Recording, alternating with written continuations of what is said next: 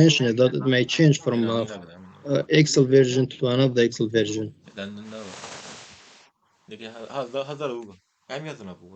Anyway, today's tutorials will be about the part B of the coursework, and I'm also using Excel from the university, by the way. It will be about the part B of the coursework, and for the part B of quantitative analysis, there is also a sample work available, but not for part A. Quantitative analysis consists of part A and part B. For part B, you have a sample work as well, which is available under the module assessment section. Today's lecture, so now we are in the lecture time, we will speak about the applications of risk analysis in different domains. Maybe you have heard of some of it in this module as well, but today we will summarize those applications and see what are the applications of risk analysis in health, finance, and in project management, and how people think about risk analysis differently in different domains.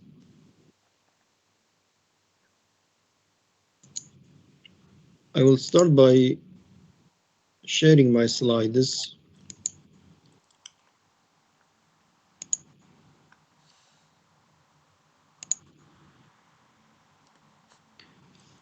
Can you confirm that you see my slide, please? Yes. Yes. Yes, sir. Thanks. So firstly, we will start with health and safety, and risk in health and safety is different from all other domains. People in health and safety people in health and safety domain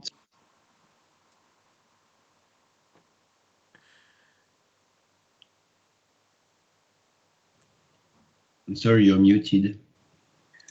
Sir, you have been muted. Sorry about that. Okay. So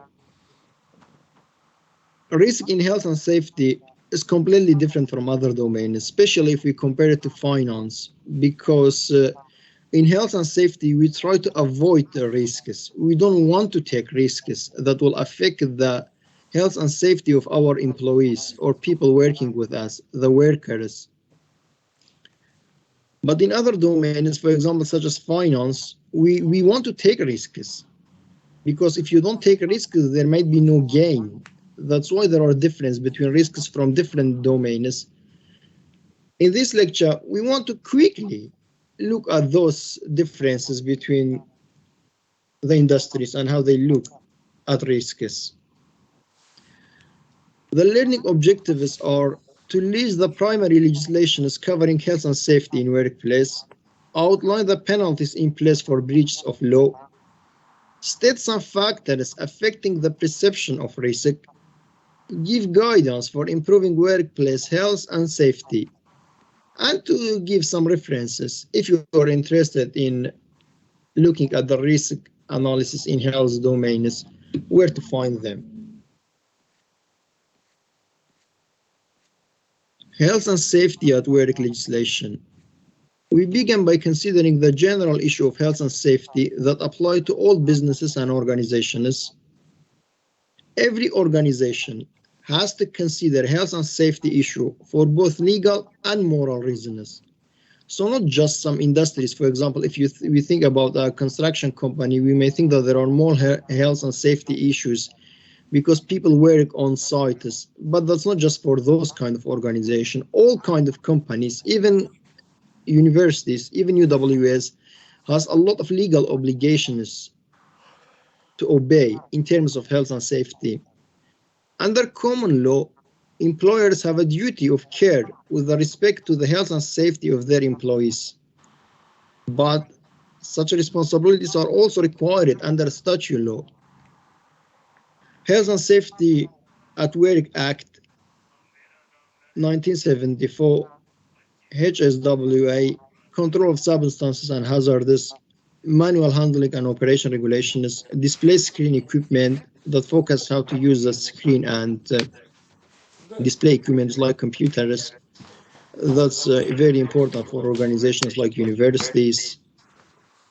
Under HSWA, it is necessary for employers to provide a safe workplace and, as much as possible, a safe system as well for their employees.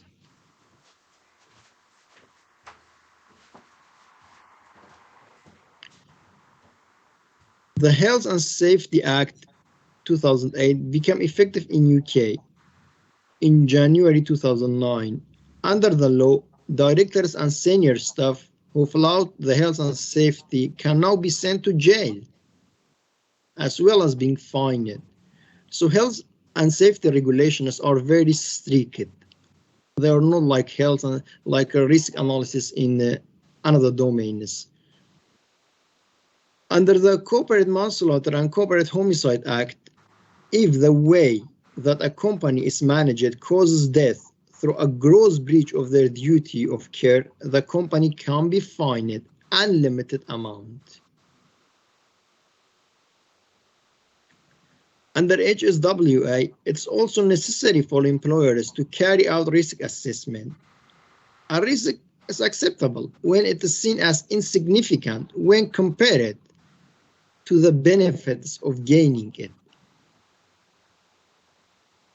So there are many rules and regulations in place to protect employees in terms of health and safety, and to make employers not to take risks when they involve health and safety, because there are huge penalties for that. However, in different companies, the perception of risk also changes. Some companies are more aware of the risks, some of them are not. The perception of risks changes from an organization to organization, from a company to company. So there are three areas influencing the perception of the risk: the people, the way people perceive the risk; the organization. It is management's responsibility to establish their own health and safety culture and involve all employees in the operation of the safety policy. Then individuals also have different perception for the risk. The individuals has direct correlation with task safety. Training is required to ensure the competence and also increase the perception of the risk. The risk perception from a job to job changes as well. Sometimes a job is risky, but people don't perceive it. They don't consider it risky until something happens. Then the culture of safety, the perception of the risk changes between individuals and within the companies. However, that's not how we want to learn. We don't want to learn the hard way. If people don't perceive the risk that they are exposed to or the consequences that may occur, they are not particularly inclined to think of safety or to follow procedures to protect them. So people need to be made aware that their jobs are risky if they are. They need to be aware of proper risk analysis. For example, a steeplejack thinks his job is safe. The average man thinks it's not. If I and you see a person like climbing high towers to do some maintenance, we will think his job is not safe. But he's been doing it for years. He thinks it's safe, it doesn't have a problem. When one of his colleagues is killed during the work, his opinion about the safety changes, because he may think it could be him next time. But this is not the way we want to learn. We don't want to learn this way. We don't want to learn from accidents. We don't want to learn the hard way. Often a workplace in which an accident has occurred is more safety conscious, obviously. This is because the safety culture changes. The attitude of individuals changes. Now they perceive risky situations as risky. They do their analysis before doing some job that they were doing previously without thinking.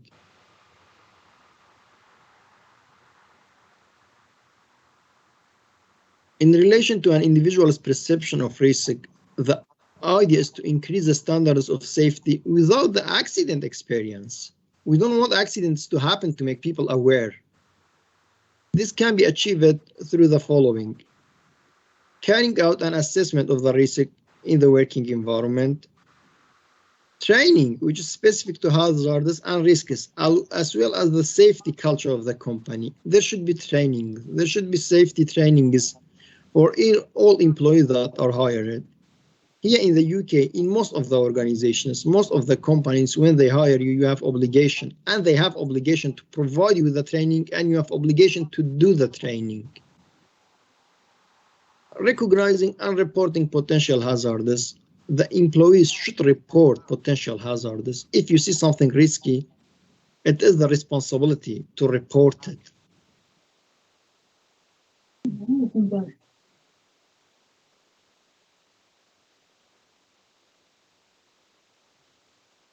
Having in place instructions and procedures relating to carry out the job safely.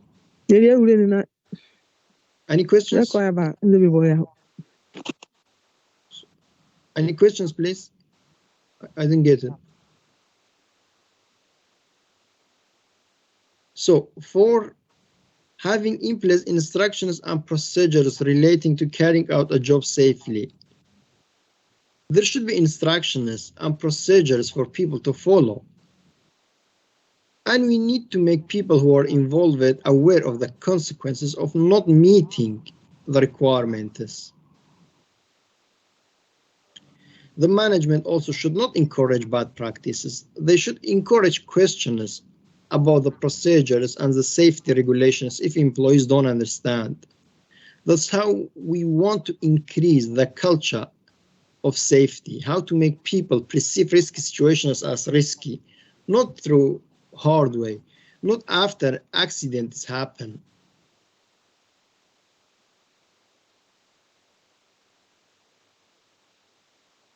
Health and safety at work affects everybody and involves everybody.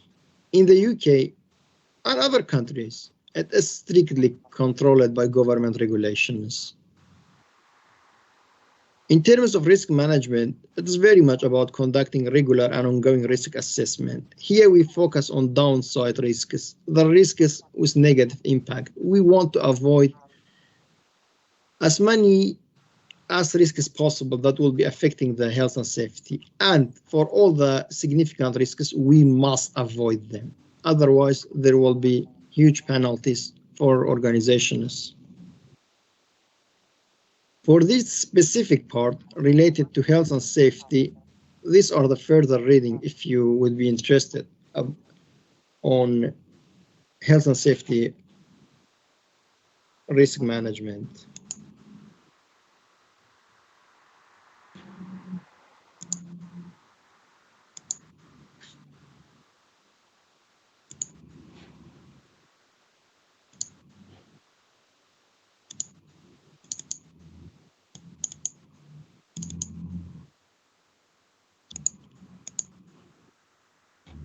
Any questions about this part, this bit?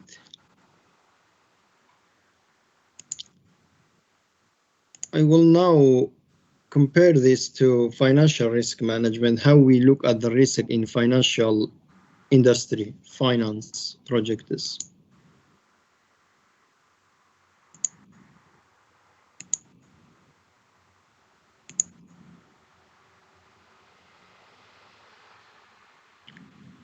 Financial risk management is completely different from health and safety. In finance, we don't always want to avoid risks. It's not about the matter of life or death. Sometimes we need to take risks in finance. Sometimes we look after risky situations actually, because the risky situations are the ones that bring the most profit. So we cannot avoid all risky situations in finance. It is different from health.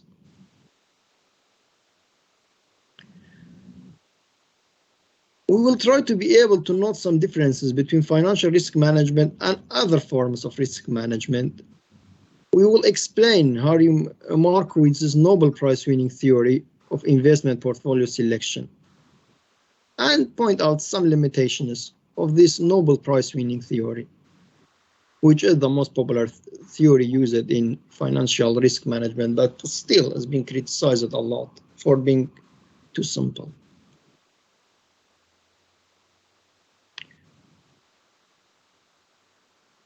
The risk management within the domain of finance is very different from that of health and safety. Instead of trying to avoid risky situations, here we are much more engaged with risk. Investors are prepared to take risks and make trade-offs between potential gains and losses. If they think potential gains are more than losses, most probably they will be willing to take risks. That's how it works in finance industry. There are theories for financial risk management that have no equivalence in the domain of health and safety. It's just not comparable. We just cannot. Hello, sorry, sir. I can't see your screen. I don't know if you're sharing your screen.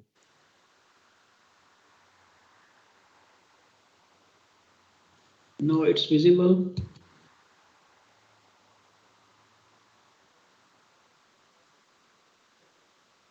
Yeah, this screen is visible to everybody. Maybe you should check your system. You can refresh anyway. How you refresh?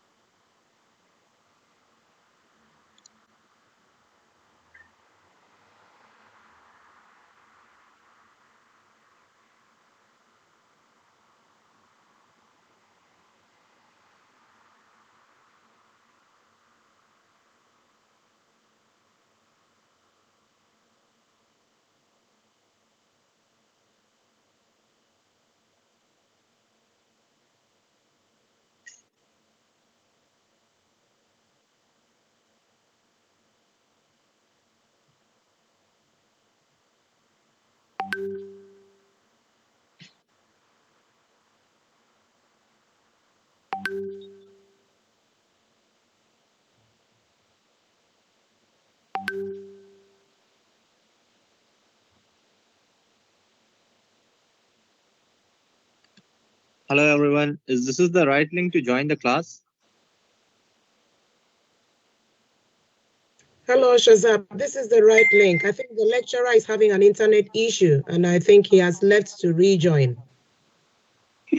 All right, thank you.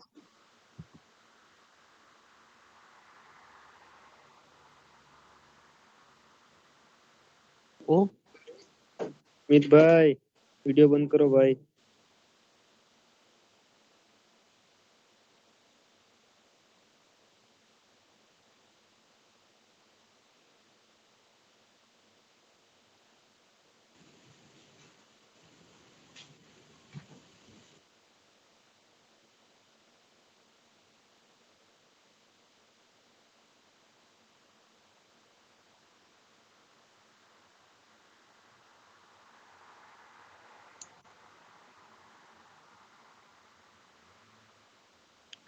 Apologies everyone for connection problems. I apologize.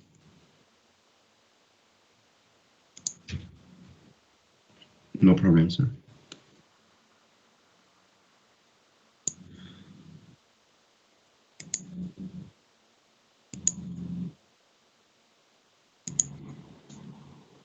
I will start where we left. Hopefully we can carry on.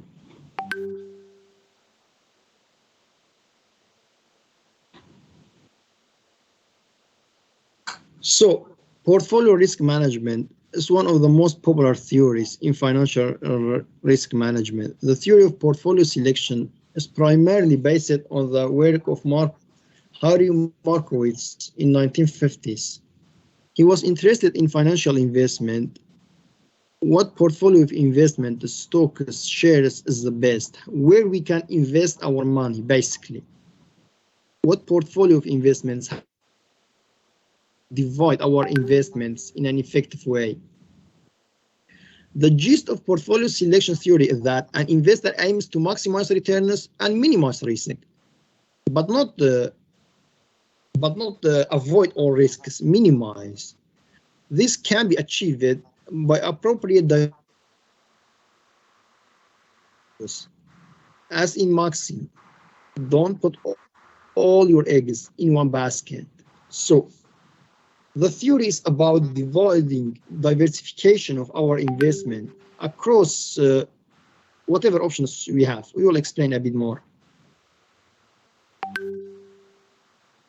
And for each investment decision, there is what's known as efficient frontier. We want to approach efficient frontier as much as possible.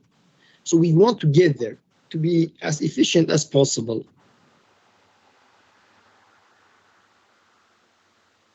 We will explain an example about portfolio investment to explain how the portfolio works and what Harry has actually meant by the theory. The following example is based in USA. From Mulvey illustrated that the key point is of Markowitz theory and explains how people can use it. Consider different investment portfolios of mixtures of stocks, shares, and bonds. For each portfolio, we predict the expected return and the variability, risk. So we have expected return, but the variability from the expectation is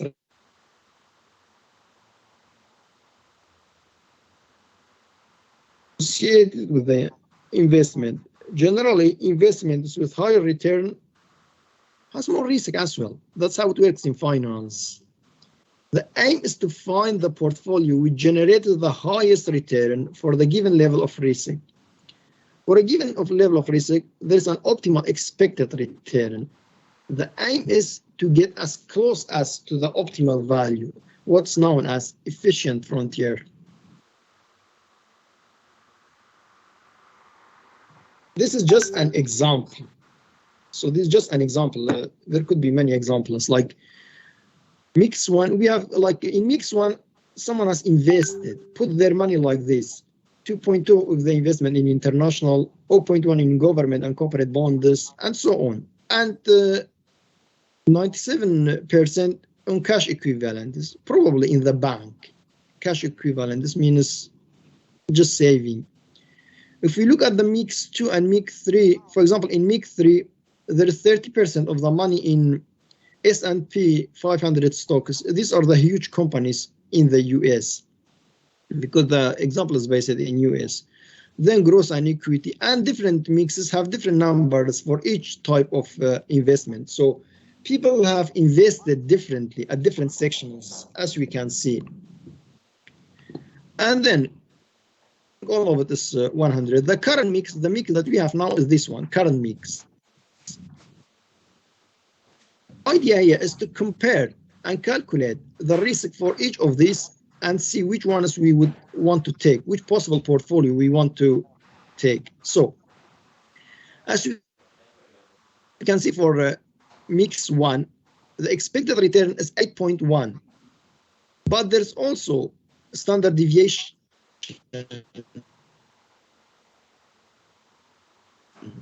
1.2, so deviate from the expected return. And then, as you can see from mix 4, the expected return is more. In mix 5 is even more, but there's also much more standard deviation. So the idea is to give the impression that whenever there is more expected return, there is more risk as well, because in finance, in risky situations, people get a lot of benefit, probability of losing. So here we will compare the different mixes, and based on that, people will select one of them in the first 2 rows. That's what we are interested in related to risk. This graph shows that mix 1 has the lowest risk, but also the lowest expected return, while mix 4 and 5 make the greatest 5, but they also have the largest losses. So whenever the potential benefits increase in finance, the probability of risks also increase. So companies need to compare their capacity of bearing risks, so they don't take a risk that's unbearable, that they cannot take it, but also they should take some risks because the potential benefits are in risky situations. It is in risky situations that you get benefits. This is completely different from health and safety domain. So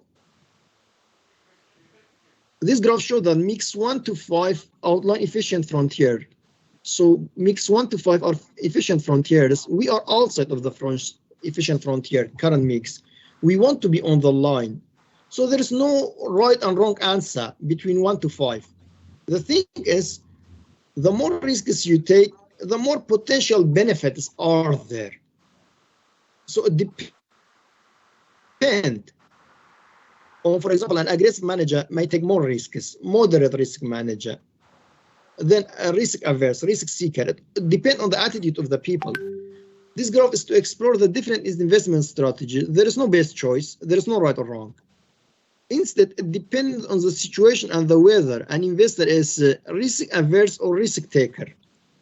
So coming back to these mixes, it depends if someone wants to take risks because expected return is high, but there's also a lot of risks associated. Or they want to stay in the mix 1 because in the mix 1 the expected return is not that much, but also there is almost, compared to the mix 5, there is no standard deviation, very, very low. Despite Markowitz winning Nobel Prize for his work and inspiring a whole generation of investment theories, this work has also come in for much criticism. The theory is based on modeling and predicting future finance behaviors for each type of investment, both return and risk. Therefore, the whole theory depends on the accuracy of predictions. For example, we say this is the expected return for this mix. Well, you are telling me this is expected.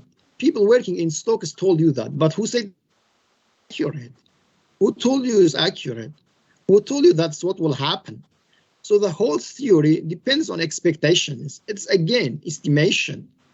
So people have used this for years and years, calculating the expected return and the risk associated with investments. But still, its expectation is estimation. It doesn't work always.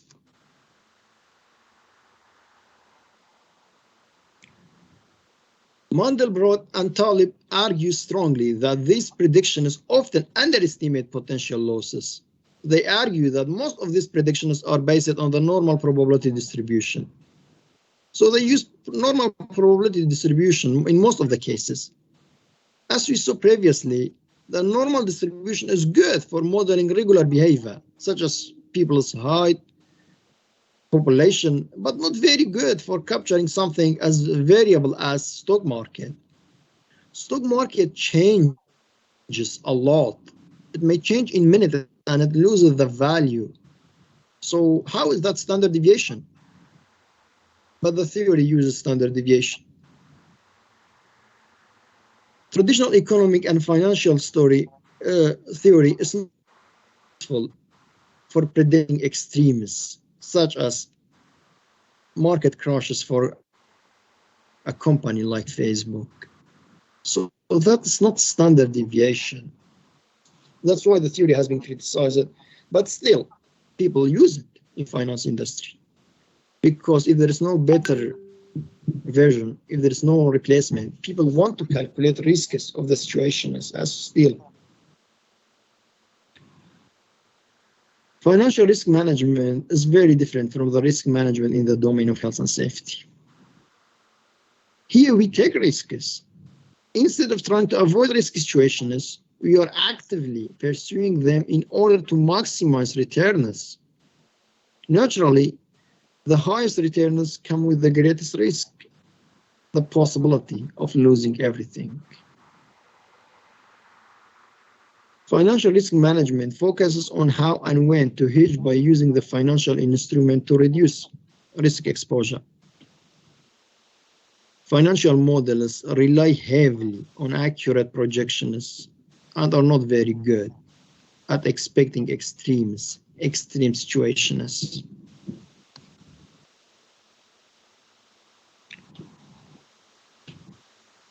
And some further reading about the financial risk management.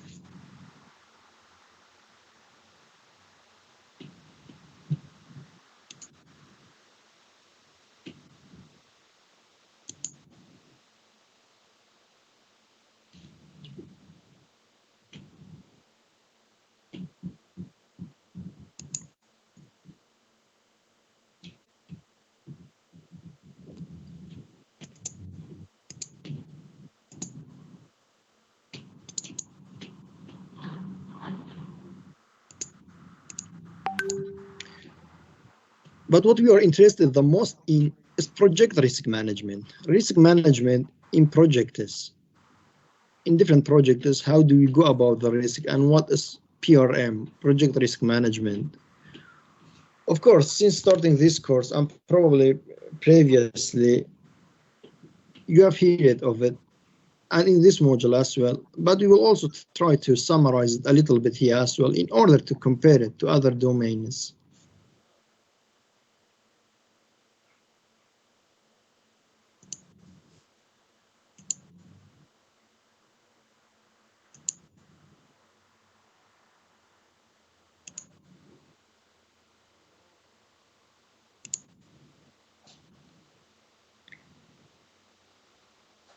Project risk management. Projects are risky. Projects are riskier than business as usual because projects are unique adventures. All projects involve a high number of risks.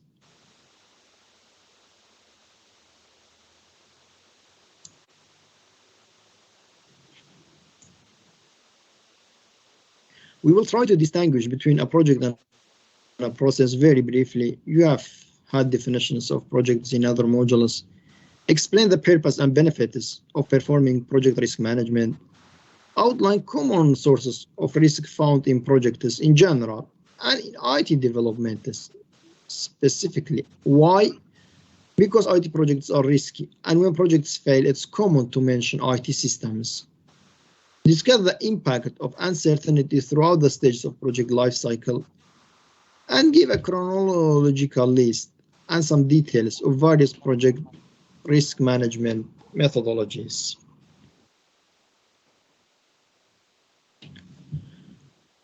We will look at the specific issues of risk in the context of project management. Risk management has a particular role to play in project management. It is concerned with the risk that might prevent the successful outcome of a project. whatever the discipline you are working in, everyone somehow is working in a project. So whichever path of your career you take, at some point you will be working in a project.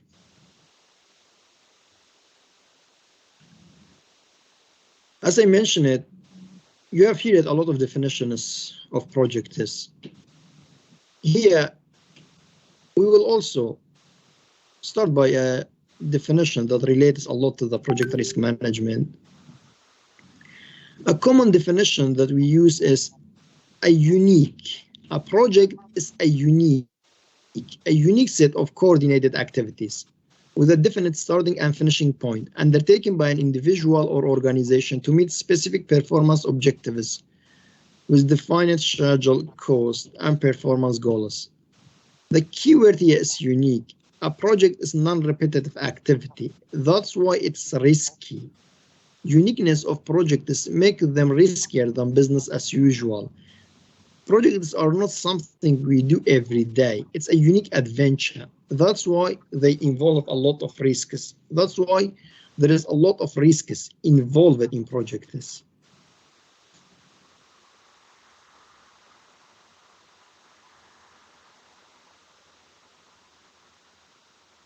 Benefits of project risk management.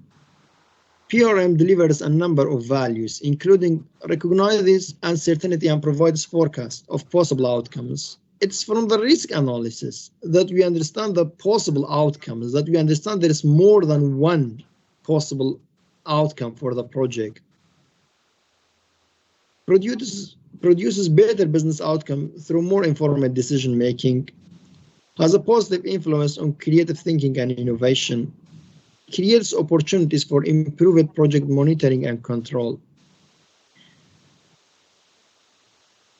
It can aid in addressing concerns with respect to overhead and time, contributes to project success. That's the whole purpose of the risk analysis, to increase the possibility of the success in a project, to increase the chances of project being successful by considering all the options, and maybe by avoiding some risky options, some options that involve a lot of risk that are unbearable, we cannot take. If you do a feasibility study of a project and you consider the options available for you for going ahead with this project, maybe some of them are too risky that you don't want to take because the risks are unbearable for the company. The risks are unbearable for the organization. The option is considered not visible because of the many risks involved. That's why risk analysis is necessary for undertaking correct decisions, for having a better decision-making process.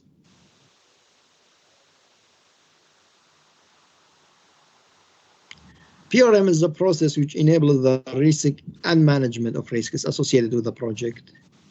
Properly undertaken, it will increase the likelihood of success of completion of a project in terms of cost, time, and quality performances. If risk analysis is properly undertaken, if all involved risks are considered, the chances of success will be increased. PRM is concerned with both positive and negative sides of the risk. So we also consider positive sides of the risks in project management. We consider the opportunity that might rise in markets, in industry that we may want to take. Chapman and Ward equates PRM to project uncertainty management. They use it interchangeably. They think it's similar, it's the same. Project uncertainty. There is a lot of uncertain things involved in projects. Projects are more uncertain than business as usual. It's about uncertainty. Uncertainty which matters is central to all projects. It's not just the question of how long a project will take or how much will it cost. Uncertainty which matters includes which parties ought to be involved, the alignment of their motives, the alignment of project objectives with scope and its strategic objectives. There are a lot of parties and perceptions of the project. So there is uncertainty involving their interests in the project, how do we approach them, how do we manage all those involved people, how to make them work for the common goal. Projects are risky anyway, but when you consider the perceptions and the motives of all those people involved, you can understand how risky projects can be. The project or can be affected by the project that may make them feel uncertain, and that will bring uncertainty to your project as well.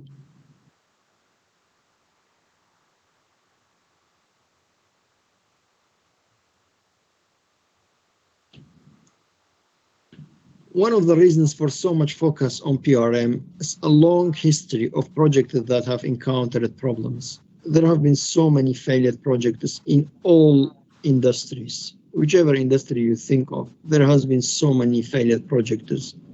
There are many well-known examples of projects which have encountered major problems or they have been total failure.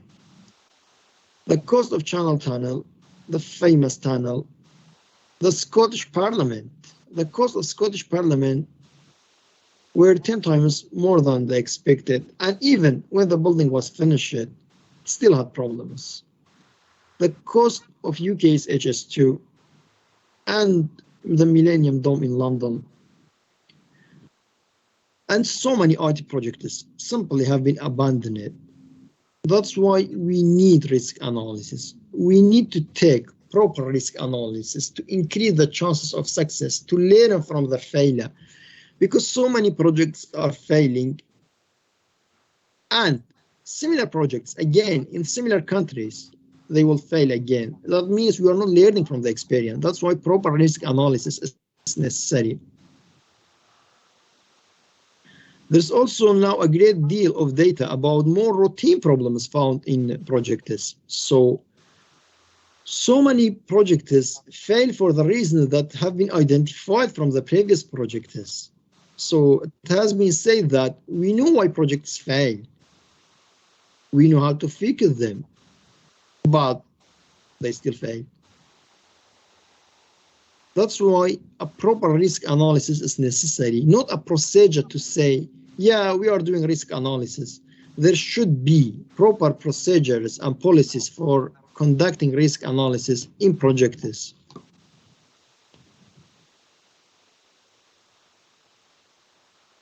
One area where projects have often encountered problems has been in the delivery of new IT systems. IT projects are risky, probably riskier than any other industry.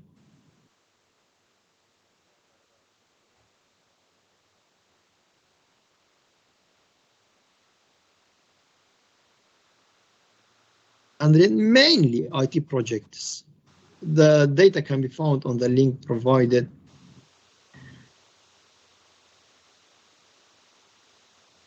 The problem is why those projects encountered problems, why they failed.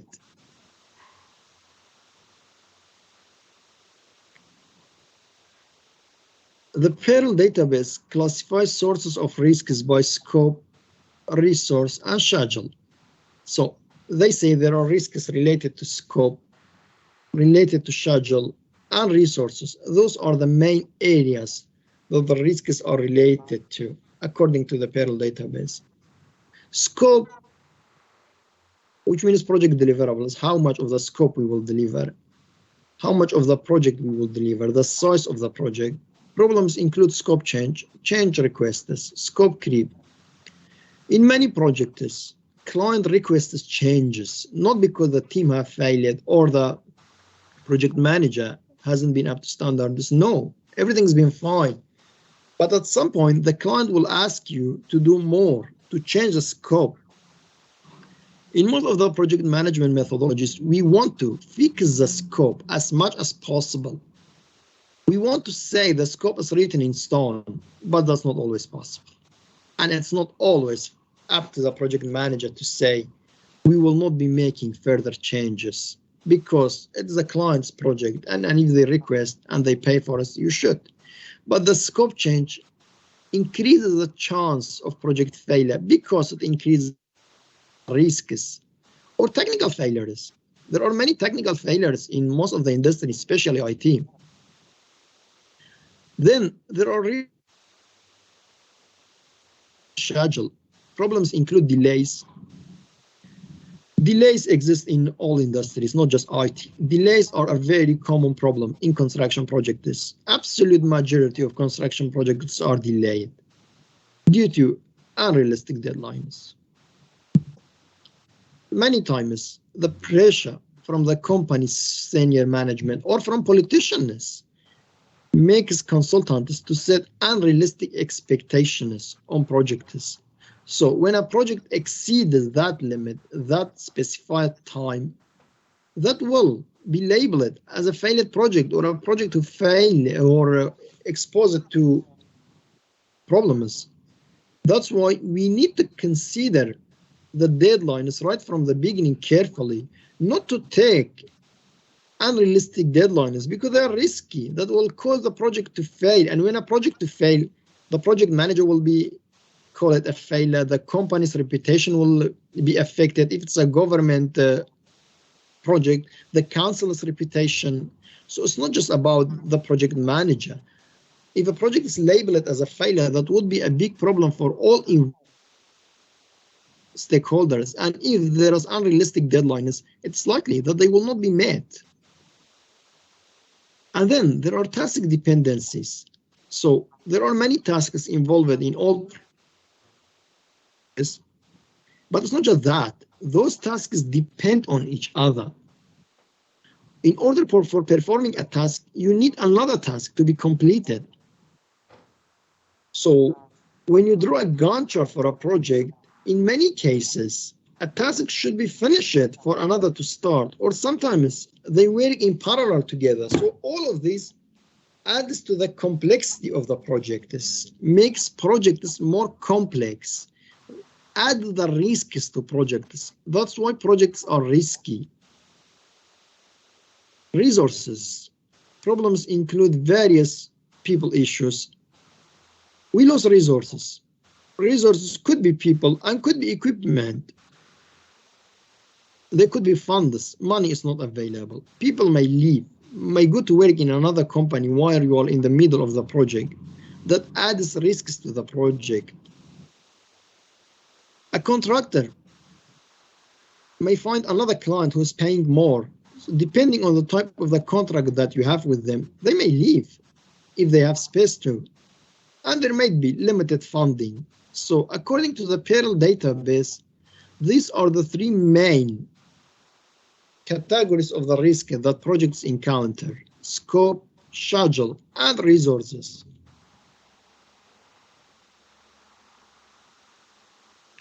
The same database provides this histogram and stated that the impact of the risks related to scope is the highest, whilst all the three categories are significant.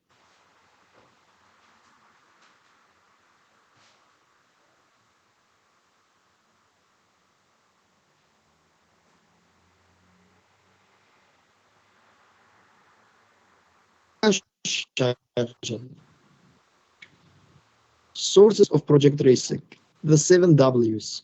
Chapman and Ward have done a lot of research about PRM. They describe the 7 W's as the sources of project risk. They offer a 7W framework based on the following 7 paraphrased questions. They have made it to start with W, basically. Who are the parties ultimately involved? Who are the stakeholders involved? Are they private companies or is government project? Stakeholders are also not only the internal people in a project, they are also external people. There are so many people who can affect most of the projects that may not come to your mind. For example, if it's a big manufacturing company and producing a lot of making a lot of noise in a neighborhood, the neighborhood people, the community will be stakeholders because they can cause problems to your project. Stakeholders, anyone who can affect it or be affected by the project. So you need to consider who's involved. You need to write down list of involved stakeholders properly and do your stakeholder analysis. Why do the parties want to achieve this? Why this project? Proper answer for that, or a business case, a proper business case. What that each part interested in? In most of the projects, there are many parts involved, and their interest is not the same. The user wants a working product for the cheapest possible price. The engineer maybe doesn't want to face technical problems because he or she should solve it. The supplier wanted the equipment that he or she provided to be working, not to face problems, to be paid for the equipment. So each party has a different interest. They are working in the same project, but they have different interests. They are thinking of different things. Which way is each party's work to be done? What they will do in the project? What resources are required? Equipment, people, money. What's required for doing this project? When does it have to be done? The deadline is.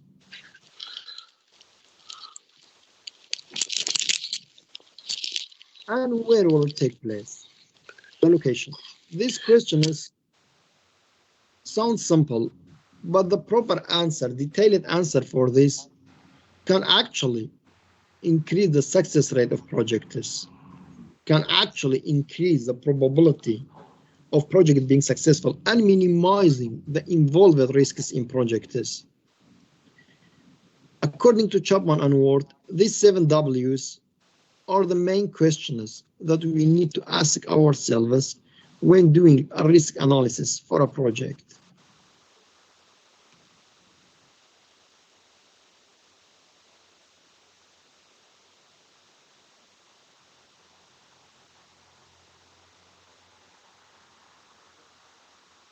Both risk and project management provide sufficient challenges on their own. Projects are complicated anyway. Their successful integration provides another dimension of difficulty. Project management requires a tricky balancing act between cost, time, and quality, what's known as the iron triangle of project management. So balancing the factors of iron triangle is not easy. It's tricky on itself, balancing between cost, time, and quality. It's always been a challenge for project managers to balance between cost, time, and quality, because you cannot have all of them. It's extremely difficult to have a high quality product with minimum cost and minimum time. High quality product cheaply and quickly. We need to balance between them. We need to consider which one is our company want the most. So it's always been a challenge balancing between iron triangle factors. When risk is added to it, when risk is factored into the equation, there are new major issues to consider, such as the risk tolerance of the various project stakeholders. How tolerant our stakeholders are to risk. What's the risk capacity? How much they can bear? If we are over budget, how much they can bear? How much is acceptable? How risky is that we go beyond that? How risky is that we will go beyond the allowed limit? In all projects, deviations happen, but there are allowed limits as well, that we are allowed to go somehow beyond the estimated. So this is the allowed limit. So how risky this project is that we will exceed the allowed limit. These are all the factors that we need to consider.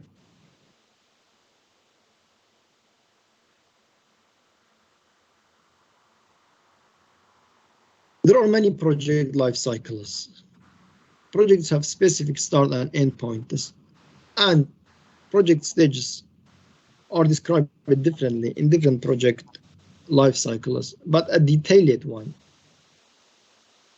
could be conception. We have conception, design, planning, which in many cases is the same design and planning, but to give a detailed life cycle, resourcing, execution, delivery, review, support. The only point here of listing those stages is to think of the risks that are involved at different stages. There are risks in all of these stages. In all stages of project delivery, we have different risks involved. A lot of things, uncertainty issues to think about.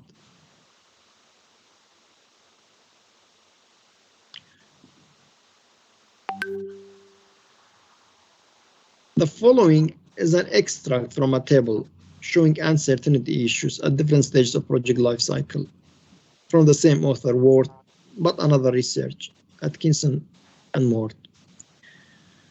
So they list the risks associated at different stages of project life cycle stages and uncertainty.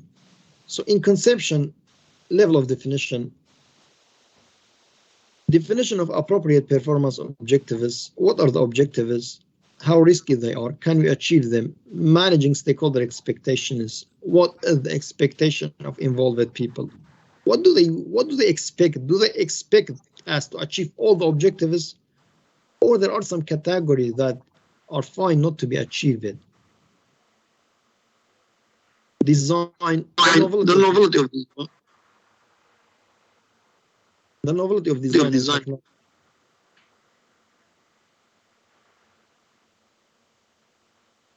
Determining fixed points in the design. So the more novel, the newer the design is, of course, it's riskier. The newer the methods you adopt, it's of course will be riskier. Control of change, planning, identifying and allowing for regularity constraints, concurrency of activities required, and errors. One of the reasons that methodologies like waterfall or Prince2 are becoming more popular and popular. For example, Prince2 is adopted in UK more than any other methodology, is because there are so many risks involved in projects. In design and planning especially, people want to use a proven method, a proven methodology that people have used it to minimize the risks, to reduce the risks involved, rather than not following anything, like just doing the project based on their calculation, their own estimations. People want to follow standards because of that. One of the main reasons for that is to minimize risks. To minimize risks associated with projects, because a methodology like Prince2 is proven to be successful. People have used it. That will minimize the risks associated.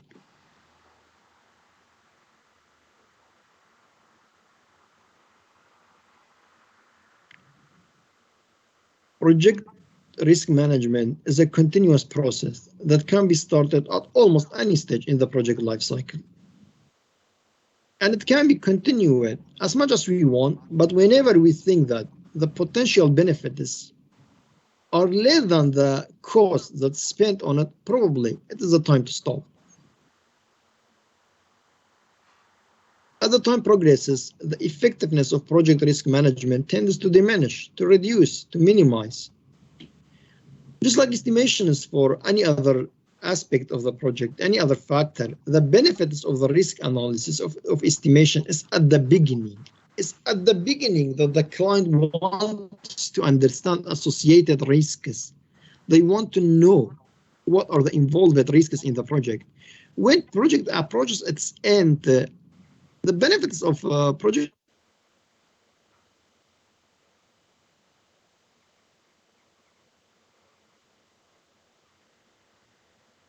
we have solved it or not, but they have already happened.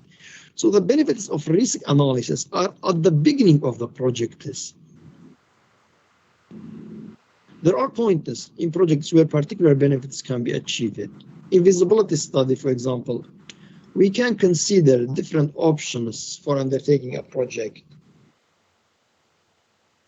We can consider the options available for us for undertaking the project and consider the risks associated with each option, then proceeding with the option that we want to take the risks associated with.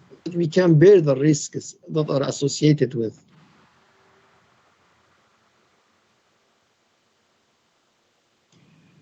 And there are risks at all the stages, and there are different benefits can be gained from that. In sanctioning, the client can view the risk exposure associated with the project and check that all possible steps to manage risks have been taken. If quantitative analysis has been carried out, the client will be able to understand the likelihood of achieving project objectives. They will be able to see in numbers the likelihood of achieving the objectives, although they remain probabilities, they remain expectations. In tendering, the contractor can ensure that all the risks have been identified and set risk contingency plan to risk exposure. At post-tender, the client can ensure that all risks have been identified by contractor. So when the contract is awarded to a contractor, the client needs to ensure that all risks have been identified by them. There is contingency plan for all of the risks involved in the project. And so on.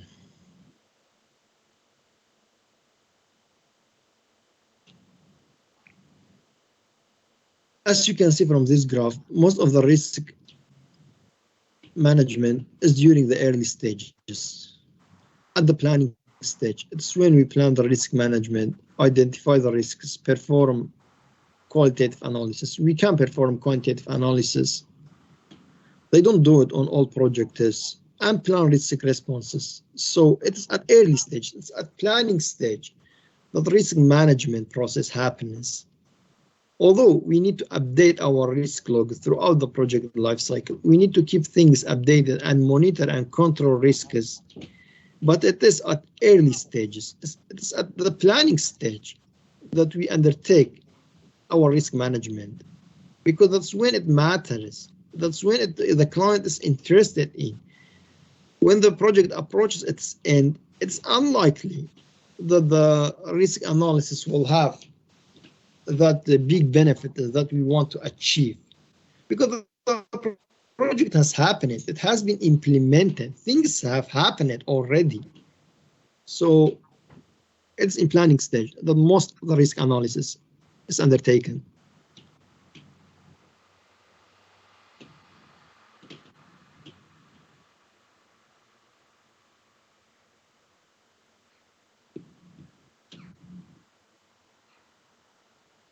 Today, there are a number of methodologies which integrate risk and project management.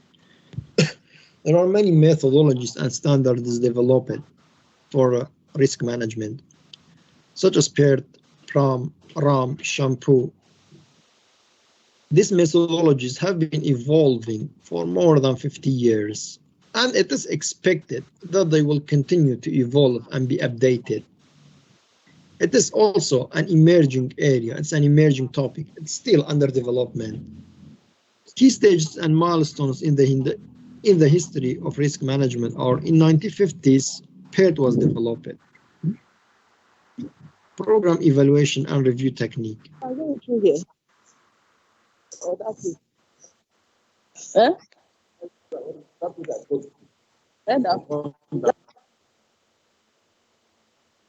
In 1960s, PERT was combined with Monte Carlo. Toward the end of 1960s, graphical evaluation and review technique was developed. So there have been many methodologies, many standards to look at risks.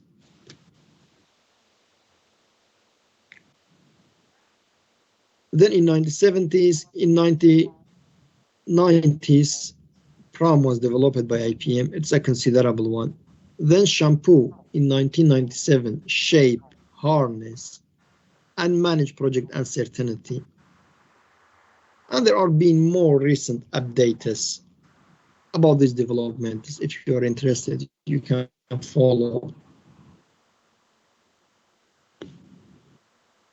Project risk analysis and management. PRAM. Identify the process in 5 steps. Identify the risk. Assess the risk. Plan risk mitigation. Develop project risk profile. And update project plan. Those are the stages in PRAM.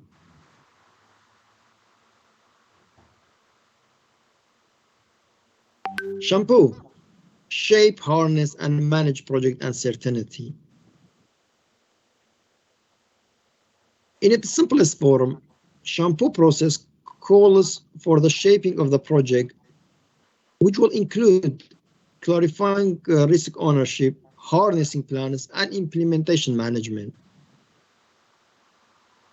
For example, it specifies identify sources of uncertainty at a strategic level in terms of opportunities and threats. Identify what could be done about it in terms of proactive and reactive responses. Identify secondary sources of uncertainty associated with responses. This is shampoo, how it states.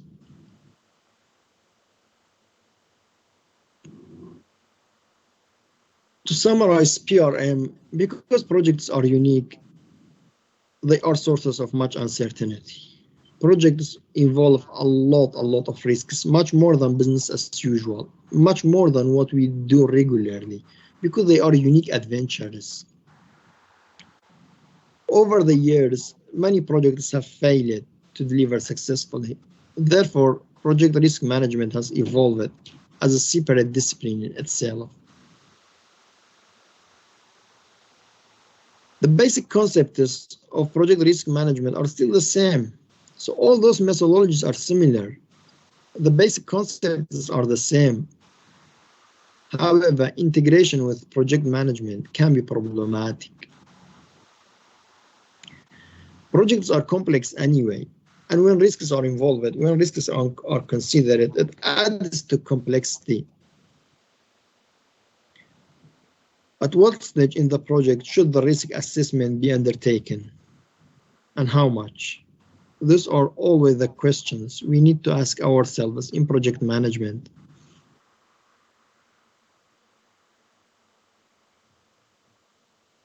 And references and further reading about project risk management.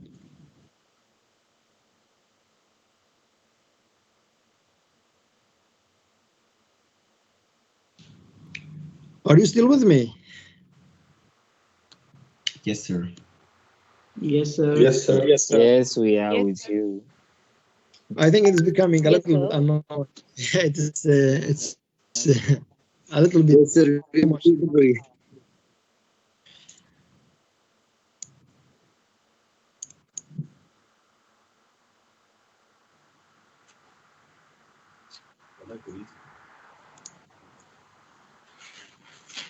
We still have a section to deliver. We still have a short presentation remaining to deliver, but that's a short one.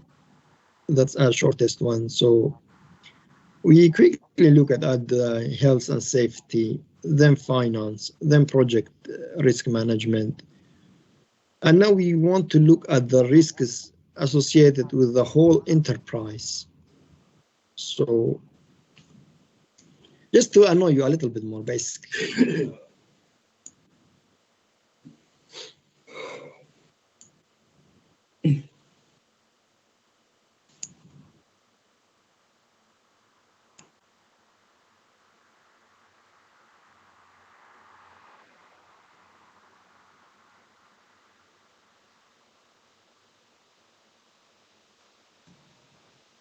Sir, you're muted.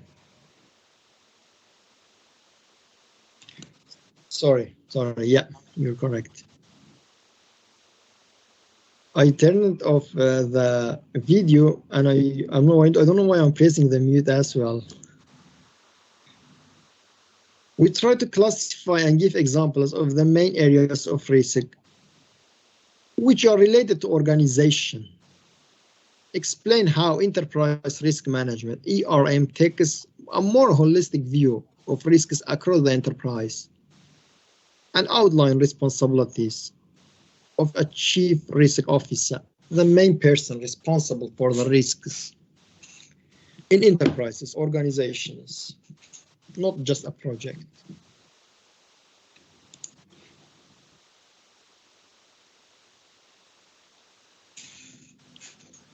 Any large or medium-sized organization will have a number of different risks to consider. So not just about a project that they do, but about the whole organization, the whole enterprise. This will include some or all of the following of what we mentioned, because not all organizations need to consider everything. Some of them are not involved in everything. Health and safety is basically related to everyone. Financial risks, information security risk may not be related to all companies. Supply chain risk and project management risk. So depending on what they do, there will be risks associated to all aspects, all of these. However, there are also risks associated with the enterprise itself, the external factors, the factors that affect the whole organization, not just one of the projects that they do, not just the health and safety of the workers, not just about the information security. We will conclude this review of different applications of risk management by considering how an organization may apply risk management to its enterprise, to entire enterprise.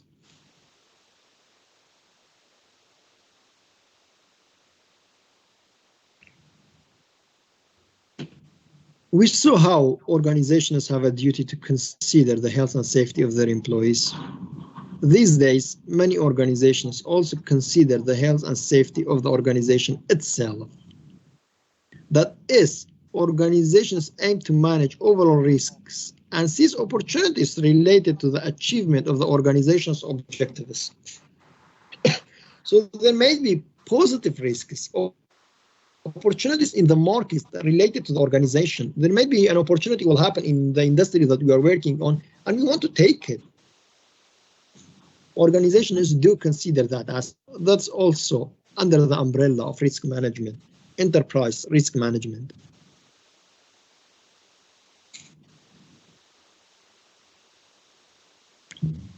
ERM provides a framework for risk management that typically involves identifying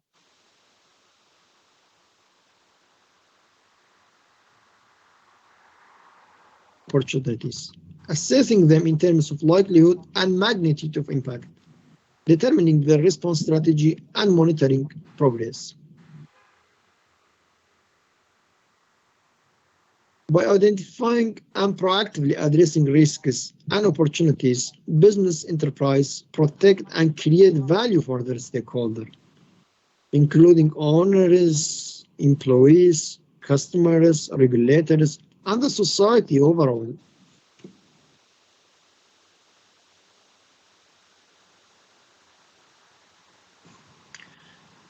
Casualty Actuarial Society, CAS, define ERM as the discipline by which an organization in any industry assesses, controls, exploits, finances, and monitors risks, from which all sources for the purpose of increasing the organization's short-term and long-term values are involved for the stakeholders.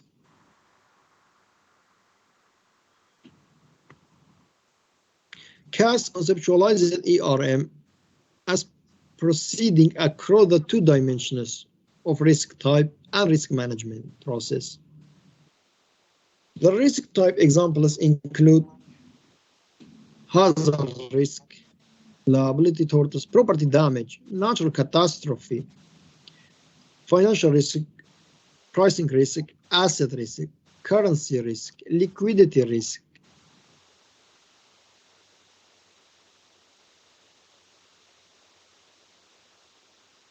integrity, reputational risk, strategic risk, competition, social trend, capital availability.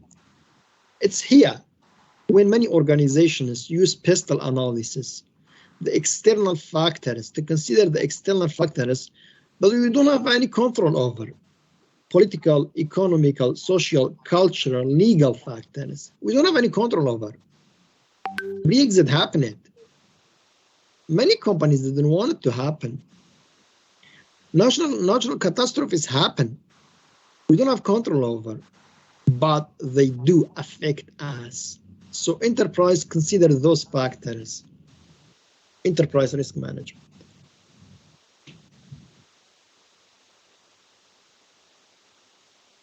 In order to implement ERM, an organization needs to employ a range of qualified risk specialists. There should be people to do all this. The chief risk officer is an increasingly common position in large organizations. The big companies have chief risk officer. In general, the CRO is directly responsible for providing the overall leadership, vision, and direction for enterprise risk management. To review the risk processes that have been undertaken by other employees as well. Establishing an integrated risk management framework for all aspects of the risk across the organization.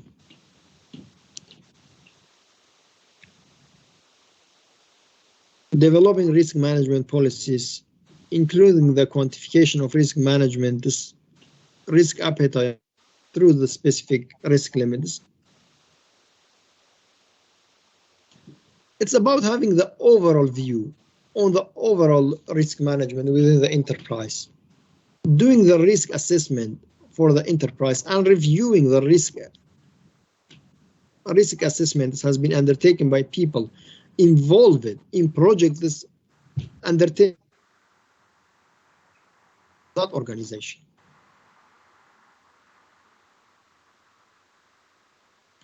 It will include, the responsibilities will include implementing a set of risk metrics and reports, including losses, incidents, key risk exposure, warnings, warning people about risky situations.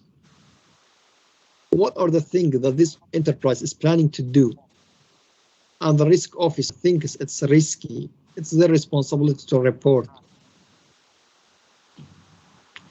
Allocating economic capital to business activities based on risk. Risk mitigation plans. Allocating budget, how to mitigate risks.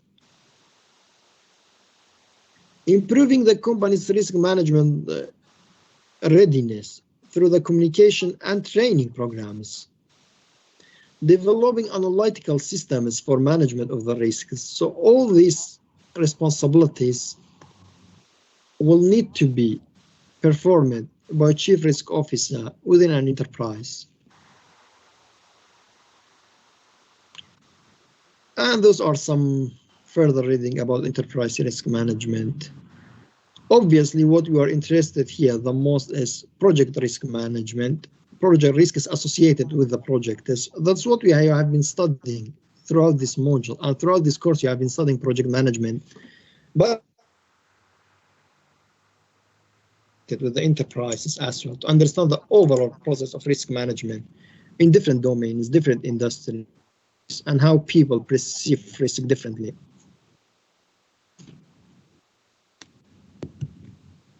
Any questions about the material we delivered?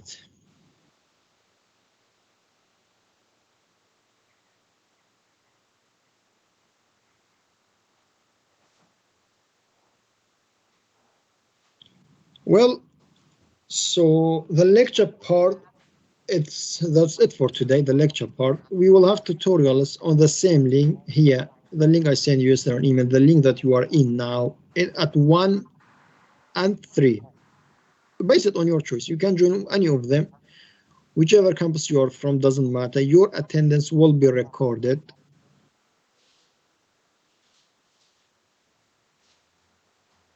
He is expert with Monte Carlo.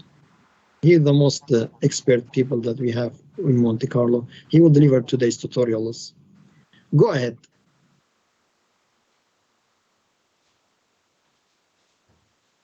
Someone raised their hand. Please ask. Hello, doctor. Hello. Yeah, thank you so much. Yes, sir. Can a project manager also serve as a chief risk officer in a large organization or in an enterprise? Thank you. They can, yeah, they can be risk manager in a project. The project manager can be risk manager in a project. They can be change manager as well, but they don't have to be. In many methodologies, they delegate the responsibilities to other people, but within a project. So enterprises need to have a different person. The company itself have a different risk officer. But the project manager can be risk manager for their own project, the project that they are doing. Yes. Thank you. Thank you. For the project, not the enterprise. Yeah. Anyone else?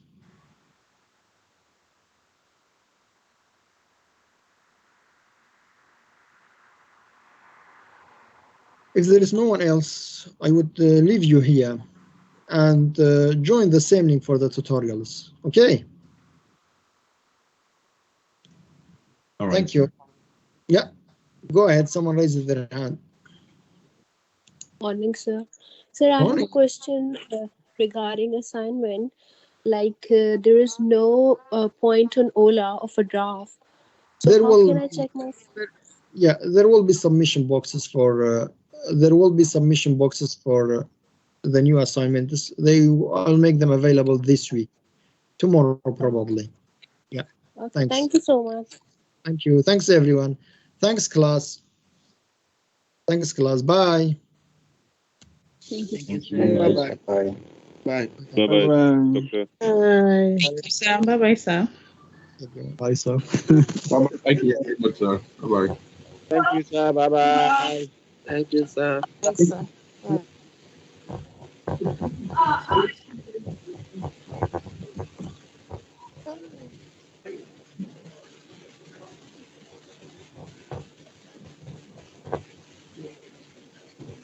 Thank you, sir.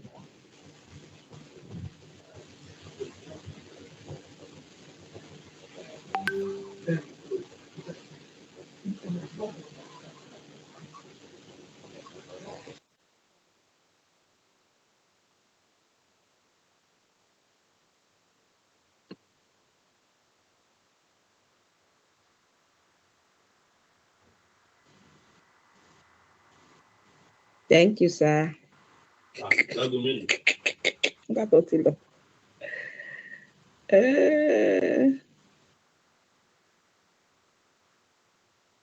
me teach you thank